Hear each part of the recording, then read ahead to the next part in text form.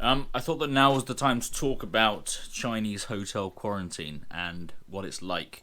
What I mean by that is that I just took a flight from the UK to China. I've been working here before and just decided to come home. But after the crisis hit with the COVID-19, seeing as the UK is in such a bad state economically, I decided to just come back to China for a while and earn some money. And the process of applying for the visa and a COVID test and those sorts of things to get out here was very difficult. The flight, I'm going to put some clips in with this video in a moment, was super weird. The first flight was from London to Helsinki, and that was kind of okay. The flight crew just had masks. And we stopped in Helsinki, and as opposed to Heathrow, where I had a few beers and a bar, in Helsinki everything was shut. So the airport was just somewhere where you walk through and get your flight. So you couldn't sit down, have some water, that sort of thing, except from a vending machine, which I did. But I have to say, I'm still reeling from the second flight, which was from Helsinki to Shanghai Pudong, here in China, just because of how strict and clinical the whole flight was. The flight crew were walking around. They had not hazmat suits, but full white suits that covered all of their clothes. And they had rubber gloves, but that were taped around the wrists. They had goggles, masks, and then the entire suit came up around the face like this. Super weird. I had some whiskey on the flight, so that enabled me to be a little bit more accepting of it, and I fell asleep a few times, but still, the impact of that, I think it hit me a little bit after I arrived, because it was just such a cold, unfamiliar experience. It was like something out of a sci-fi or a horror. At one point, I was a little bit drunk, and as I looked down the aisle in the aeroplane, I could see these white kind of ghosts moving up and down the aisle, and I know that starts to get to you after a while, you know. But anyway, we got herded off of the bus, and eventually I arrived here in quarantine after filling in I don't know how many forms, both on the plane and off. We had to scan QR codes. We had to download apps within the Chinese app called WeChat, all of it pertaining to your health status. And actually, before we got on the bus, we got corralled into an area where we had the COVID test. And it was, compared to the one that I had in London before I came to China, this was brutal. They did both nostrils, they didn't do the mouth, but they pushed the swab right into the back of the cavity. I know I saw one other foreign guy, a British guy, I think. He kind of stumbled out of the testing room. Because it was so, it brought you to your senses being stabbed in the nose like that, and in both nostrils as well. So, like, compared to the test I had in London, where they put it in and kind of just twiddled it a little bit, this one they put in and they turned it round for a good 10 seconds, I would say, which kind of makes the back of your nose raw. But anyway, yeah, quarantine. We arrived at the hotel. It was a long ride on the bus. And we sat in the lobby of this big old hotel, big fake palm trees, for quite a long time, being read the rules. I paid in cash. Most people paid with their WeChat or something called Alipay. So two apps in China that are like communication platforms, and also you can pay with them. And we were made to wait for quite a long time because some things weren't prepared. And eventually we got our room cards and got sent up to our room. Now, we're not allowed to go outside of the room at any point. We can open the door. We're not actually physically locked in. But I've not tried, but I imagine if you were to run down the corridor, you'd be picked up on CCTV and it would cause big problems. I want you to get up right now and go to the window, open it, and stick your head out and yell, "I'm as mad as hell, and I'm not going to take this anymore!" You're allowed to open the door just to get your food, which is placed on a plastic stool outside your room so you have the rules here. It's placed outside your room, your breakfast between 7 and 8 every morning, and then your lunch noon 11 to 12, and your dinner between 5:30 and 6:30. I'd like to say that I never thought that, because this is essentially isolation. You can't walk around too much. The room's fairly spacious, but it is isolation.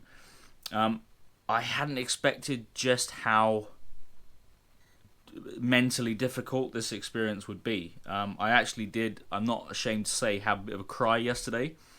The reason being that some things happened before I arrived here which I hadn't really processed properly, including a dog dying and my sitting with the dog while it was dying, a dog that I had very dear to my heart, a family member being a bit sick, and a few other things.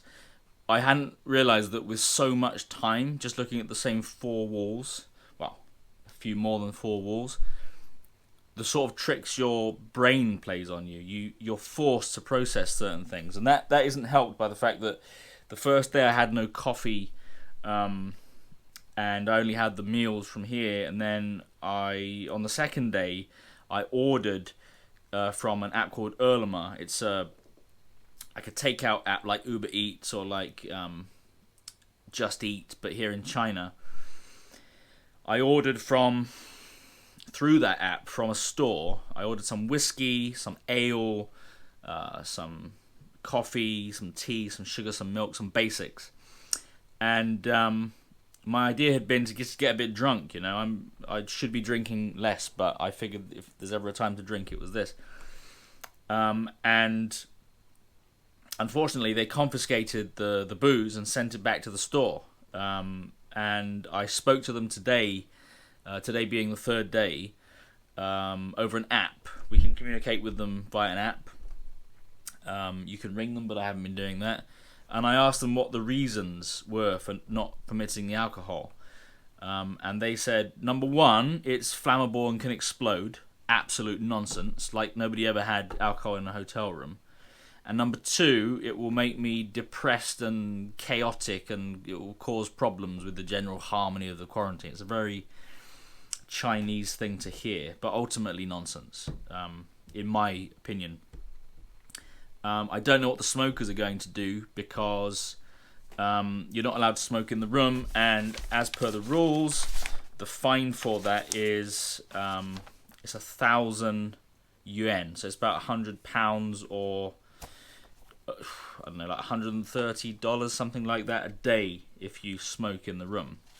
The whole quarantine costs in itself, with the meals included and the testing included, about, what was it, 7,000 yuan. So that's like $800 or $900, something like that. It's about 750 British pounds, I think.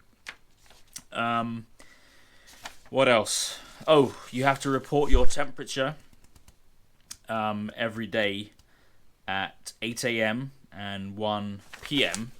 And so they gave me this thermometer to do that with, and it's really tricky to use because you have to hold it up on a white background, and I can't even see it right now. The mercury inside is so fine, it's very tricky to see. But yeah, so that's twice a day. You have to report it yourself. Technically, you could lie, but I don't see why anyone would really.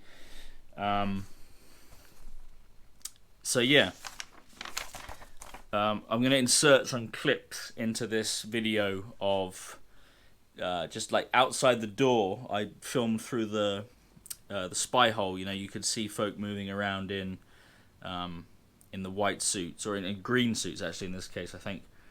And I can show you a bit of what the food is like as well, the food that I've been getting served. Not much else to say really. I've got a plan, there may be a way to get some alcohol in here somehow. I'm pretty sure it's not going to explode and I'm not going to get rowdy. So yeah, let me just show you the facilities a little bit.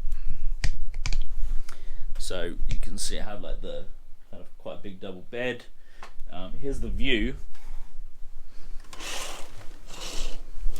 So out here, there's no light, unfortunately, so I don't know how much you'll see. But like a plaza behind this big building up here, and the road's down there somewhere. The window only opens very slightly, presumably to stop you from doing you know what if things get too oppressive. Luckily, that's my GoPro kit. Luckily, I've got here my PlayStation, which has been a massive boon during this quarantine. It's 14 days, by the way, the quarantine, so I have 11 left. And the internet's unfortunately a bit slow, so the PlayStation doesn't always work. It's my fault because they're both online games that I've got. Bathroom, fairly decent sort of bathroom, not too terrible. And I'm going to also show you the stall where the food is placed. So this is the stall where you would collect the food. Just there, they place it there 3 times a day. Oh, and also I have it's like a kettle, and this is the tea and coffee I bought. There's even a fridge. Okay, so in here I have just some milkshakes, some blueberries, some milk. Could be a lot worse for sure. And yeah, they do allow delivery as long as it's not things that they don't want you to have. And it's annoying the way they do it, which is that they don't just let it come up whenever. You have to order it between 12 p.m. and 4 p.m. and then they bring it up with your 6 p.m. meal. So you have to then wait for it. Presumably they check it in that time as well. Yeah, all in all, with the flight. Oh, and they gave me some of these noodles as a gift. They're actually quite good. I mean, they're not good for you, I don't think, but I like them. They're alright. Yeah, with the plane, with everything, with the way it's been, with just the general weirdness and the clinical nature of things, it makes me think of that film Contagion, you know, because there's obviously this virus, there's the medical aspect of it, but then there's also the psychological, you know, and particularly if you've had a hard lockdown, as I seem to have in the UK. I was locked down with my elderly grandparents. It's the way the cards fell, and that was quite stressful. I love them dearly, but for me as a 31-year-old man to be locked down with his grandparents for almost a year, that was tough. So yeah, particularly if you weren't having a great time anyway, the psychological aspect of all of this is a killer. It's a killer. Anyway, this is what Chinese hotel quarantine is like, and after this I can go out and go to my job and get an apartment, but I'm here for 11 more days. So wish me luck. If you have any questions, just put them down below in the comments, and I'm happy to tell you some other things about it. I may do some more video updates as we go along, and for sure there were some things I missed in this video, so I don't think I'll do them daily, but maybe I'll cover the next sort of 3 days, next 3 or 4 days, and do a video, tell you how it's going. And I'll also tell you how the alcohol disguising smuggling plan went. Stay tuned. Cheers.